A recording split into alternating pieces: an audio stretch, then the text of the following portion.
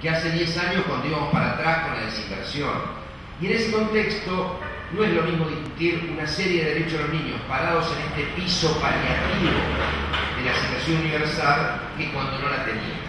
Me parece que en esta clave es que hay que interpretar la discusión sobre los derechos de los chicos, tratando de tener esta mirada integral de los derechos económicos y sociales, con los civiles y políticos, de los cambios normativos que no hay que desdeñarlos, pero atados a la posibilidad de ejercicio efectivo de los derechos y no solo a que estén en las normas.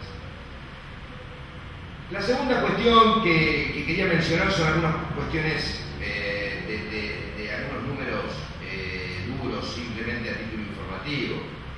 En nuestro país viven alrededor de 13 millones de niños. Cuando tengamos los resultados del censo, hablo de niños en términos de la convención, personas de hasta 18 años de edad. En este momento hay 3.800.000 niños, niñas y adolescentes percibiendo a través de sus padres o representantes legales la asignación universal por hijo. Y muchas veces el imaginario tiende a pensar que esto está yendo solo a los niños más chiquitos.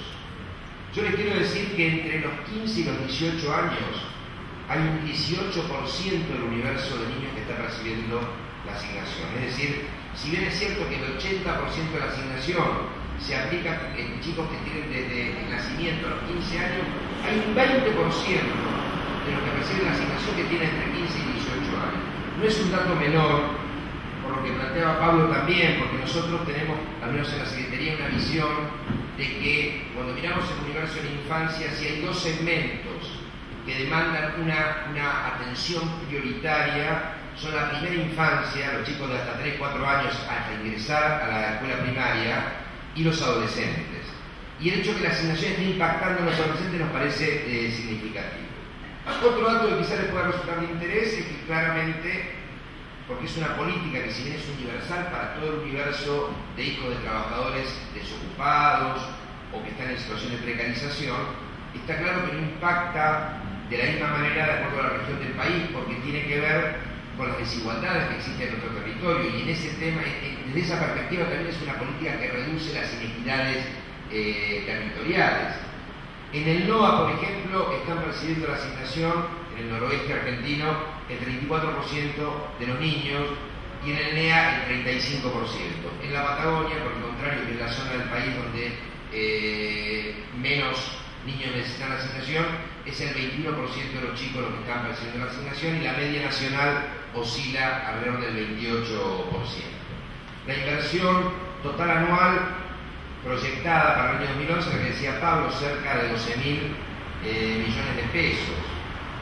Para que ustedes tengan una idea, el presupuesto, todo el presupuesto del Ministerio de Desarrollo Social de la Nación del año 2010, incluidas las pensiones asistenciales que perciben cerca de 1 millón de personas, supera por poco esa cifra. Es decir, que la inversión, el plus de inversión que significa la asignación, es prácticamente una inversión equivalente a la de todo el Ministerio de Desarrollo Social con las políticas alimentarias, las pensiones, la propia Secretaría Nacional de Niñez. Es decir, es de una envergadura en términos relativos muy, pero muy grande. En el PBI hay distintos cálculos porque ustedes saben que el monto de la asignación fue evolucionando. Cuando este gobierno asumió en el año 2003 la asignación que llamamos hoy contributiva, la que perciben los trabajadores que se encuentran en situación formal, no precarizados, era de 33 pesos por niño.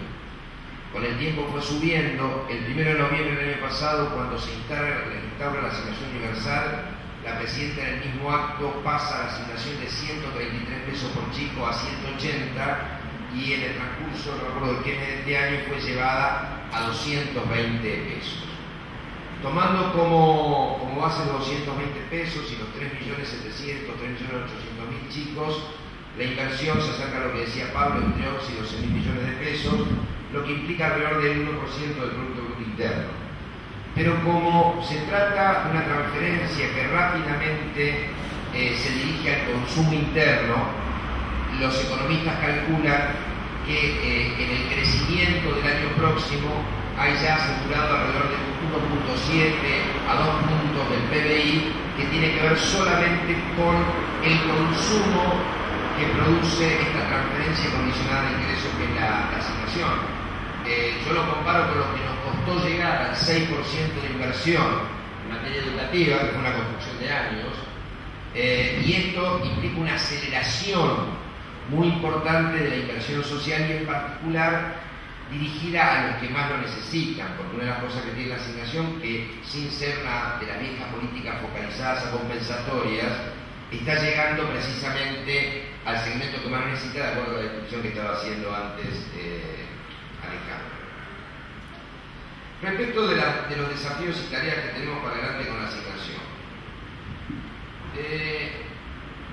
yo en primer lugar lo que quiero afirmar es que, como ha sucedido con la asignación, arranca con una norma, es decir, hay un decreto de 1602 del año 2009 que es la norma sujeta al control del Congreso, pasa a tener valor de ley, y la experiencia latinoamericana nos enseñó, y la propia experiencia nacional nos enseña, que en lo que tiene que ver con el reconocimiento de nuevos derechos y el acceso a derechos, el solo logro de que un derecho esté reconocido en una norma no implica per se que se logre el ejercicio inmediato de ese derecho. Esto es algo que es muy importante que lo tengamos en cuenta, porque en general las leyes aparecen como condición necesaria para el ejercicio de un derecho, pero nunca como condición suficiente.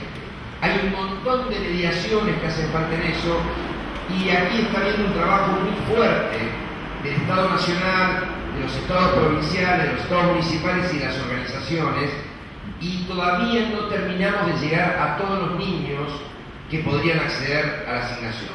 Hay temas de índole cultural, de dificultades para conocer el derecho, o en algunos casos se conoce el derecho pero no se sabe dónde hacer el trámite.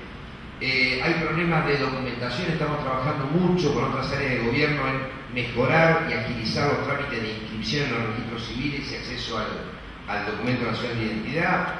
Estamos haciendo un trabajo en particular, y eso está a cargo de la doctora Graham, en un universo de los niños que llamamos sin cuidados parentales o privados de cuidados parentales, niños que están a cargo de otros familiares o de otros programas, que no viven con sus progenitores, y que estamos trabajando con la Administración Nacional de la Seguridad Social, con ANSES, para que esos niños puedan acceder a la asignación. Estamos trabajando para resolver el problema de las comunidades de pueblos originarios. Allí hay muchos problemas culturales y de documentación. Nosotros creemos que podemos llegar a más chicos, pero eso es un trabajo uno por uno. Nosotros, cada vez que hoy en un programa nuestro de una provincia llega un niño, lo primero que nuestro operador, el profesional, pregunta los datos, cómo se llama, quién es la mamá, y cuando terminamos de tener los datos personales decimos: percibe la asignación, porque nos cuesta incorporar esto, porque tiene que ver con muchos años de dificultades para acceder a derechos. Entonces no se preguntaba. Muchas veces en área de administración pública viene un niño y no preguntamos si va a la escuela. Está naturalizado que vamos a otorgar el subsidio para que hagan tal viaje, y no preguntamos si va a la escuela, si cobra la asignación, si tiene documento. Y hoy ir a la escuela, tener el documento o percibir la asignación es un derecho factible de ser ejercido, pero demanda que el conjunto de áreas del Estado y las organizaciones lo tengamos presente y lo promovamos, porque hay que hacer, sobre todo con los grupos muy vulnerables, una tarea de acompañamiento. Constructiva, no destructiva. En otros casos solo para esmeritar, pero lo cierto es que en los dos casos me parece que amerita una reflexión.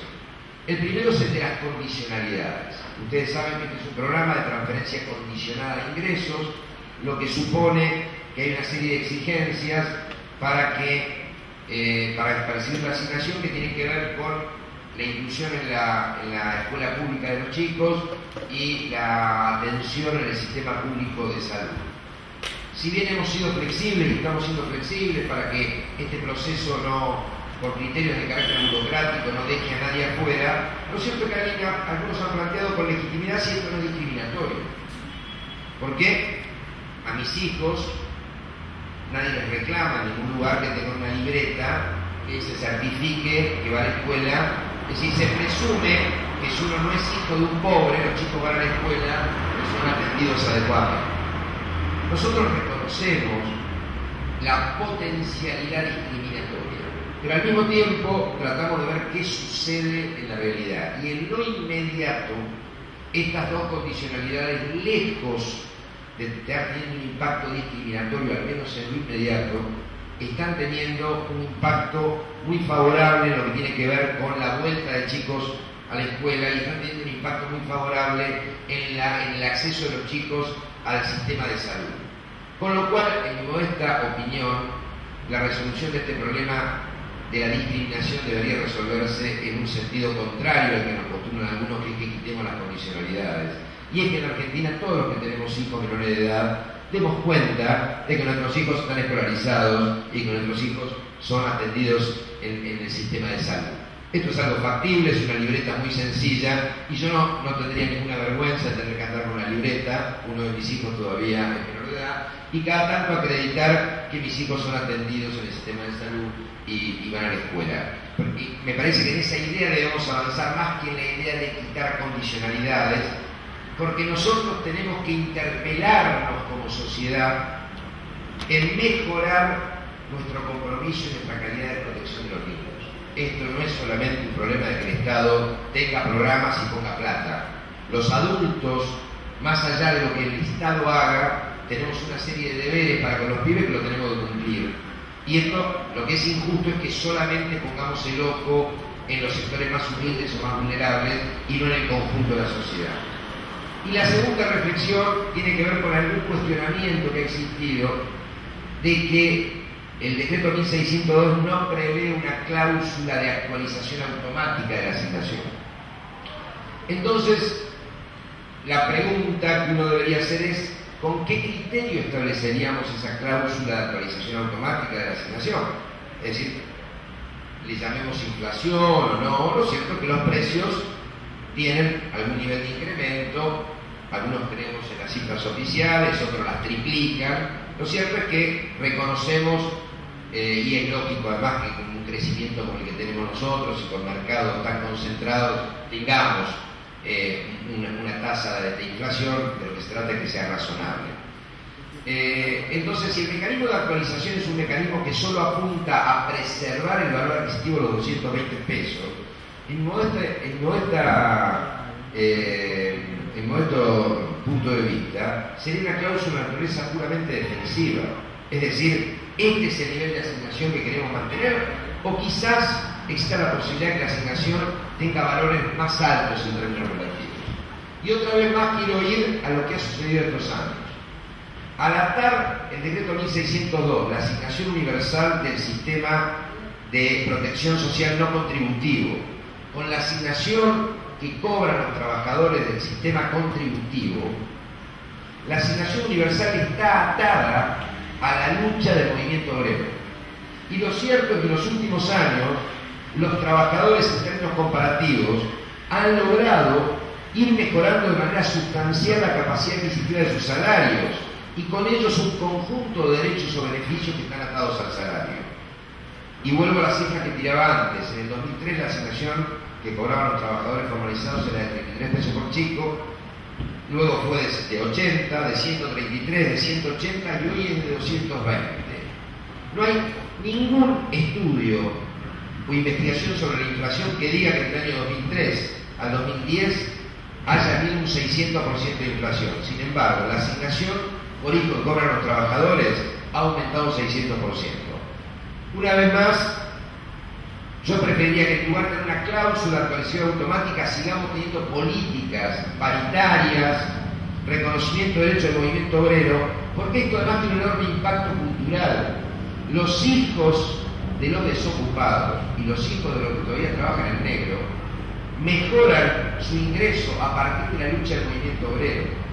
Y el beneficio o el acceso a un derecho de los niños, tanto de los hijos de los trabajadores que trabajan en la Renault o que trabajan en el Estado, se igualan a la de la mamá que tiene 5 o 6 chicos y está en la vida y no puede trabajar. Pero los derechos de los chicos están regulados por la misma norma y por la misma correlación de fuerzas. Si el movimiento popular se sigue fortaleciendo, los chicos de los más humildes tienen los mismos beneficios que los hijos de los trabajadores formalizados. Así que la última reflexión quería